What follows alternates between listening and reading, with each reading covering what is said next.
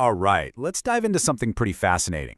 We're going to connect the dots between a Chinese revolutionary slogan and, believe it or not, the U.S. Constitution. It's really a story about how two very different philosophies can use the exact same tools, a pen and a gun, for completely opposite reasons. So, it all kicks off with this really powerful Chinese communist slogan. Roughly translated, it means the pen and the gun. To seize power, rely on these two barrels. I mean, talk about a clear and direct game plan for winning and holding on to political power. But what exactly are these two barrels they're talking about? Well, the pen isn't literally just about writing. Think of it as the entire ideological machine. Propaganda, shaping public opinion, controlling the cultural story, basically all the tools you need to win over hearts and minds. And the gun? That one's a lot more straightforward. It's military force, armed conflict, the raw physical power that makes people obey. Okay, now here is where things get really interesting. What on earth could a slogan made for concentrating state power possibly have in common with a document designed to limit it? Well, the connection is way deeper than you might think. First things first, let's take a quick look at where this powerful idea actually came from. To really get it, you have to go back to the architects of the Chinese Revolution. You know, this concept didn't just appear out of nowhere. It grew over decades. Way back in 1927, Mao Zedong had that famous line about political power growing from the barrel of a gun. But he was also a huge believer in having a cultural army, the pen, to win the war of ideas. It was actually Marshall Lin-Biao who in 1966 masterfully put these two concepts together into the pen and gun slogan that we're talking about. Okay, so now let's hop across the Pacific to the United States. Because if you look really closely at the Bill of Rights, you're going to find an almost perfect parallel to these two barrels. It's kind of wild. Think about it. The First Amendment, which guarantees freedom of speech and the press, well, that's the American people's pen. It gives citizens the power to share ideas and keep the government in check through public debate. It's a nonviolent check on power. And the Second Amendment, the right to bear arms, that's the people's gun. It's often seen as the ultimate physical check, the tool that ensures citizens can defend themselves and, in theory, even stand up to tyranny. So here we are, we've got the same tools, the pen and the gun, showing up in two completely different political systems. But, and this is the absolute key, they are being used to achieve goals that are polar opposites. This is the big divide between the two philosophies. And this just lays out the difference perfectly. Lin-Biao's philosophy is all about concentrating power.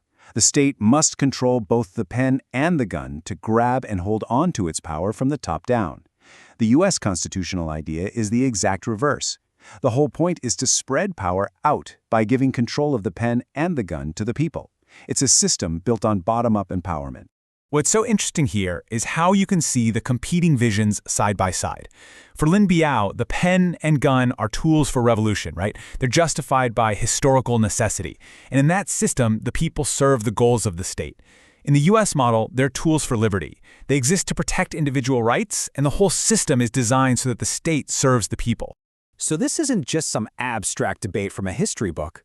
This whole struggle over who gets to control the pen and the gun is playing out right now in some of America's most intense political fights. Let's start with the pen. The modern fight for free expression is happening all over the place. We see it in arguments about content moderation on social media, speech codes on college campuses, and this whole concept of political correctness.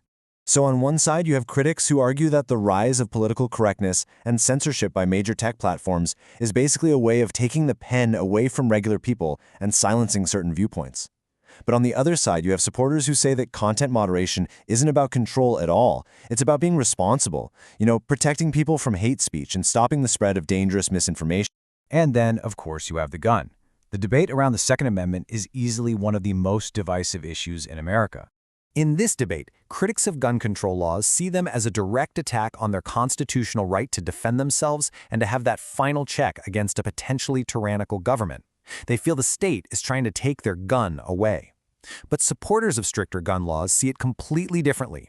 For them, it's a vital public safety issue, and they argue that the right to live safely, free from gun violence, has to come first. So what actually happens when a government succeeds in getting total control of both the pen and the gun?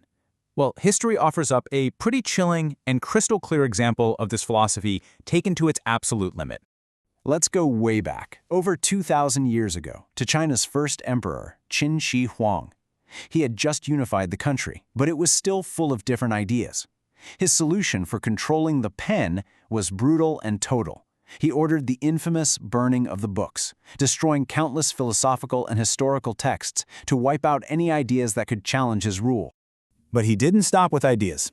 To control the gun, he ordered that every single weapon from the old states he conquered be gathered up and brought to the capital. And there, they were all melted down and reforged into 12 giant statues, a massive symbol that the people were now completely disarmed.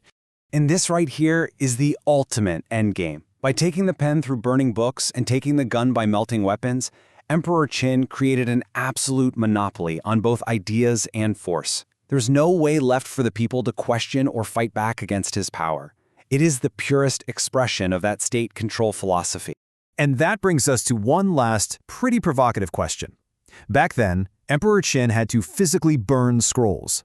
But today, in our digital world of social media and algorithms, are there quieter and maybe even more effective ways of burning books to control the narrative? What do you think?